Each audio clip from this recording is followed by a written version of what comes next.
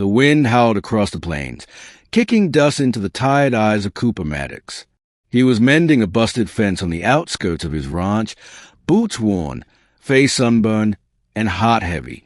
A year had passed since he buried Clara, his wife, his light, his reason for settling in the cool land of Dry Hollow, Wyoming. She died suddenly of fever, leaving nothing but a half-finished quilt and an aching silence in the house they'd built together. He didn't go into town much these days. Didn't write letters. Didn't laugh.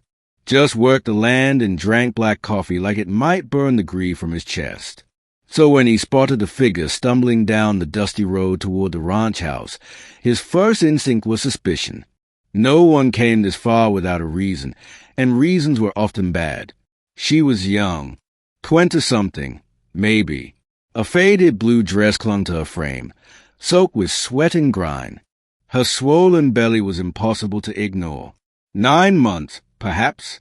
Too far along to be walking under sun like this. She had no hat, no bag. Just a desperate look in her eyes that stopped Cooper in his tracks. He called, stepping off the fence rail, hand near his holster. You lost. She looked up, her lips cracked, skin pale under grime. Please, I just need a drink. A safe place for the baby. He hesitated. Every bone in his body warned him this was trouble. But Clara would have never forgiven him if he turned away a woman in need, especially one so close to bringing life into the world. Come on, he said. Finally, water first, then we'll talk. Chapter 2, a name he knew too well. Her name was Annie Bell. She barely got it out between gulps of water and heaving breaths on the porch swing. Cooper watched her, arms crossed, still unsure what kind of storm she was dragging behind her. I'm not looking for charity, she said after some rest. I can clean, cook, sew. Just need a roof till the baby comes. You running from someone? He asked bluntly. Her eyes flickered. Let's just say I made a bad mistake. I'll be gone soon as I can walk again. Cooper didn't press. He offered her Clara's old room, cleaned the sheets himself, and started keeping watch at night with his Winchester loaded. Days turned into a week. Annie moved slowly but proved true to her word. She scrubbed the kitchen, mended his shirts, and even fixed a busted wheel on the old wagon. But there was something behind her eyes, something haunted, like she carried more than just a child inside her. Then, one night as she was folding laundry, she looked at a faded photograph of Clara on the mantel and said quietly, she had a gentle face, Clara Maddox, right. Cooper turned to stone. How do you know that name? Annie's face blanched. She opened her mouth, closed it again. I must have heard it in town. No, you didn't, he growled, stepping closer.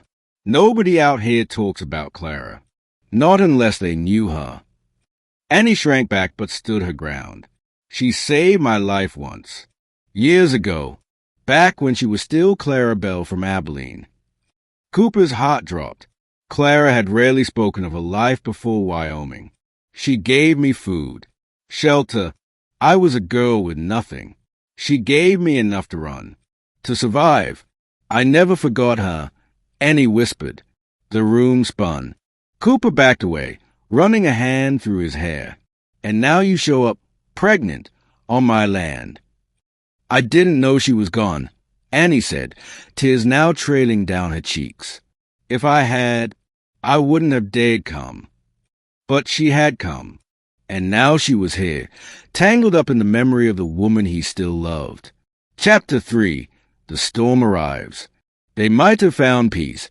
Some odd, fragile companionship had trouble not arrived on horseback 3 days later. 3 men, guns at their hips, rode up the path without knocking. Cooper saw them from the barn and recognized their kind. Outlaws, vultures in denim. Looking for a girl, the lead man said, spitting a glob of tobacco into the date. About this tall, pregnant. Took off with something that wasn't haze. Cooper didn't flinch. Ain't seen anyone fitting that description. The outlaw leaned in. You sure about that, mister? I said what I said. The man smirked. We'll be back.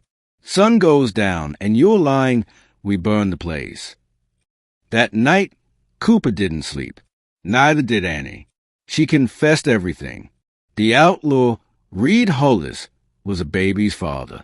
He ran a gambling ring in Deadwater and used her like a pawn. She escaped with what little gold she could carry, enough to build a new life somewhere far away. I didn't know where else to go, she wept. I remembered your wife's kindness.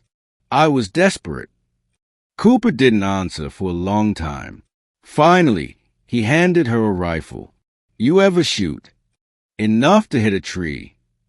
Then you'll do just fine. Chapter 4, Blood and Redemption. The outlaws came at dawn as the first streaks of light touched the plains. 3 men, 3 guns. But Cooper had faced worse, and he wasn't letting them harm the last soul Clara had ever helped. The first shot rang from Annie's window, clean, sharp, catching one of the men in the leg as he dismounted. The other 2 scattered, surprised. Cooper fired next, driving one behind the barn. Reed hollered, cursing, his voice high with rage. Annie, you got no claim to that child. You hear me? You're nothing without me. But Annie stepped out onto the porch, belly full and eyes blazing. I'd rather be nothing than yours. Reed raised his gun, but a bullet tore through his shoulder before he could fire. Cooper stood from behind the water trough, barrel smoking. When the dust settled, 1 man was dead, 1 wounded, and Reed was hogtied and left for the sheriff. Chapter 5, A New Kind of Love. The baby came 3 nights later. A storm rolled through the plains as Annie screamed into the night. Cooper held her hand, whispered calm words he didn't know he still remembered. It's a girl, he said at last, tears in his eyes. You did good, Annie. She looked at the child, fragile and red-faced, then back at him. I was gonna name her Clara. If that's all right. Cooper nodded, unable to speak. Weeks passed. The ranch healed. So did Cooper. Annie stayed. Not because she had to, but because she wanted to. And Cooper, for the first time in a long while, let someone into his heart. Epilogue.